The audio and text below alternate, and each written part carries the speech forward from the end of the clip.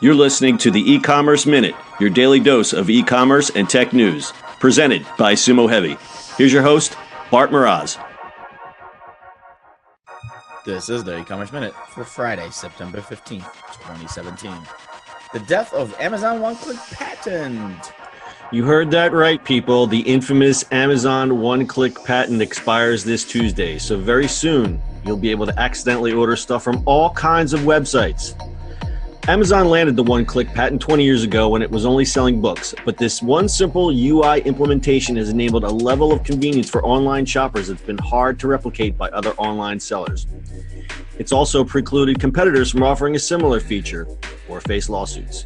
The controversial patent opens with a fairly ordinary summary. It reads, "A method and system for placing an order to purchase an item via the internet." The one-click patent was filed in 1997 and granted in late September 99, a different era when people were leery about buying things on the internet. Amazon used the patent to ease more people into online shopping. It also used it to gain an upper hand over rivals, suing Barnes & Noble a month after it got the patent to prevent the competing bookseller from using a similar technology. Removing this friction in the checkout process highlighted one of Amazon's biggest advantages in the online retail space. Until now, the only way for other companies to deploy such technology was to license it from Amazon. For example, Apple pays an undisclosed annual sum to use a version of the technology in its iOS App Store for app purchases. It's not clear how much money one-click bought Amazon. One estimate assumes the technology increased Amazon sales by 5% and valued the patent at $2.4 billion annually. But it's not like retailers have been waiting around 20 years for the patent to expire. Innovations from Apple Pay to Android Pay to Samsung Pay to Walmart Pay, among other pays, have somewhat streamlined the ordering process. But with the expiration of the patent, Amazon can expect its competitors to try to mimic the success of that one magic button. Yeah, this was like the big controversy back in the day. Remember that? Like, how can you patent one click? How do you patent a button? But now it's, now you can see there was some forethought into that patent. Yeah, absolutely. I didn't know Apple was paying. That's kind of weird. Yeah, I didn't know that either until I started doing some research. I was actually kind of surprising. But on the same note, not surprising because, they would, if it wasn't Amazon that would think of something like that, who else would do it? It would be somebody like Apple. Yeah, because you want to be as streamlined as possible. I mean, with absolutely Apple Pay, Android Pay, like all that stuff is coming, in every single thing.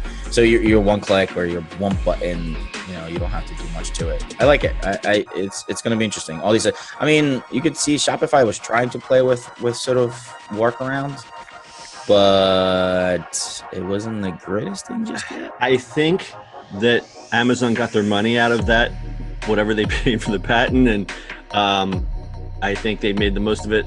And I think now with payment methods changing, I don't think this is going to be as critical as it would have been even 5 years ago. No, I mean, you're right. I think that Amazon's, that's kind of just passe for them. They're like, whatever, Right. Frictionless payments, that's where everybody's headed now. What's going to shake out is what is your method of frictionless payment. I know that you're an Apple Pay guy. I know some people, that's not for everybody. There is a consortium working on a unified one-click solution. And I think it's Apple, Facebook, and American Express, and even Google is working on their own. So it'll be interesting to see who comes up with the workaround besides the one-click button. Mm-hmm. Yeah, it's gonna be interesting. I mean, to get people buying more. So, and on the consumer side, I think it's easier to shop, right? Like, how many times on Amazon you're like, oh, I just want all these things done. I don't want to go through anything else. Well, think about it. I mean, especially on low-ticket items, a speedy checkout, you don't have that second thought. You don't think, do I really need this bag of chia seeds? I don't really need chia seeds, do I? Do I need 4 gallons of Cheetos, please? Could I have the large Cheetos? What's an extra 5 ounces? Give me the 64-ounce bag of Cheetos. All right, so yeah, that one little magic button made Amazon all that money. 20 years. All right, you got anything else? All right. A happy weekend, everybody. That's your e-commerce minute for today. We'll see you on the internet on Monday. That's it for today. If you like the show, make sure you add us as a favorite and share this with your friends. Please follow us on social media @Sumo Heavy. And finally, if you've got a question, comment, or suggestion for the show, call us on Anchor. Until next time, we'll see you on the next E-Commerce Minute.